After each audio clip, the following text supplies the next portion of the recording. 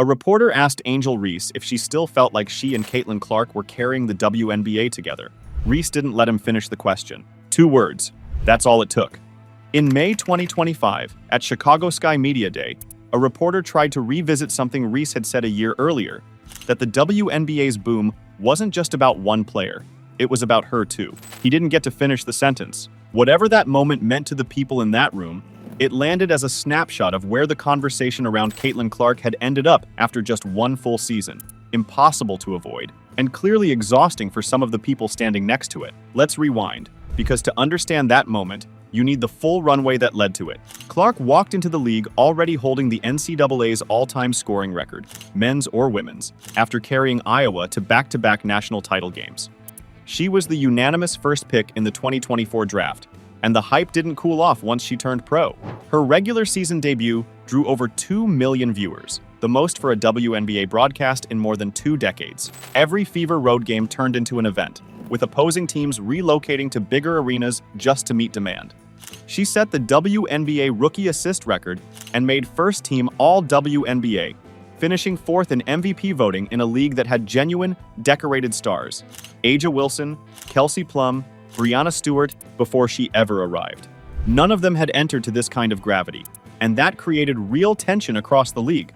Not because anyone said so explicitly, but because the numbers made it impossible to pretend otherwise. Part of that tension played out literally on the court.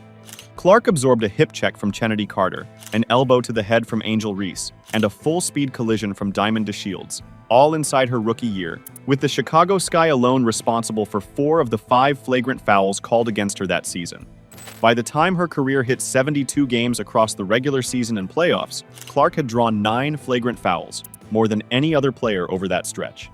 Was some of that just the physical toll of being the most heavily defended rookie the league had ever seen? Almost certainly. Was some of it deliberate, as several of her own coaches argued publicly and loudly? That's been debated by statisticians and league insiders ever since, and reasonable people land in different places on it.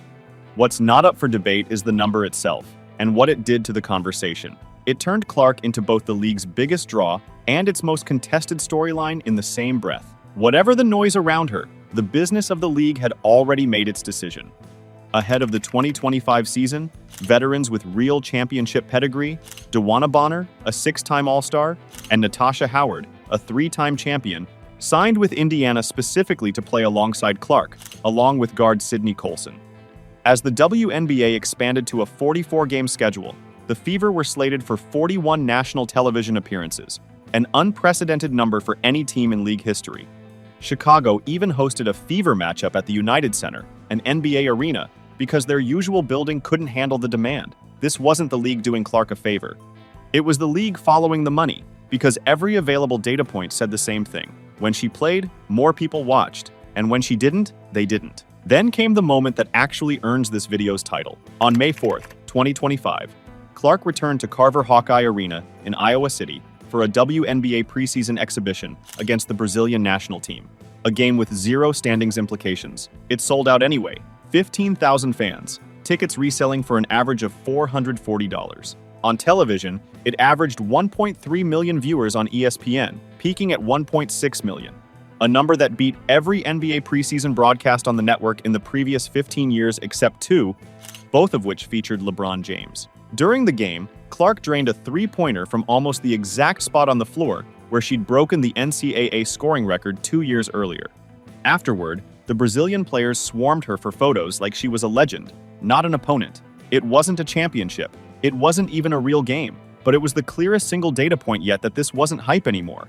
It was just reality. Here's where the story gets harder to spin as a straight victory lap, because it deserves to be told honestly. Clark's 2025 season was derailed almost immediately. A left quad strain in training camp, another quad injury 4 games in, a groin sprain a month later, then a second groin injury in July that never properly healed. She played just 13 of Indiana's 44 games, was ruled out for the rest of the season in early September, and never played a single playoff minute. In her own words, it was incredibly frustrating. And yet the roster she'd helped build didn't collapse without her. The Fever fought their way to the WNBA semifinals that fall, pushing the eventual champion Las Vegas Aces before their run ended. It wasn't the ending anyone wrote in the spring of 2025. It was, in its own way, proof that the foundation she'd helped lay outlasted her absence. Heading into 2026, Clark called herself 100% healthy, and she didn't just say it, she went and proved it. Over the offseason, she led Team USA through a perfect run in FIBA World Cup qualifying and came away with tournament MVP honors. By the time the 2026 season tipped off, the Fever had a core built around Clark, Kelsey Mitchell, and Aaliyah Boston, all four of the past four #1 picks, sharing a floor. The conversation that started with a two-word press conference brush-off in 2025 hasn't disappeared. It's just gotten quieter, because at this point, the numbers have already made the argument that no soundbite ever could. Caitlin Clark didn't need a rival to fall silent to prove her impact.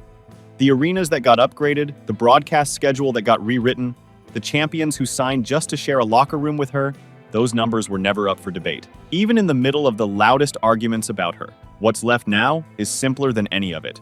A healthy Clark, a roster built to compete, and a league that's already reshaped itself around what she's worth. So here's the question for you. Was 2025's injury-shortened season a speed bump?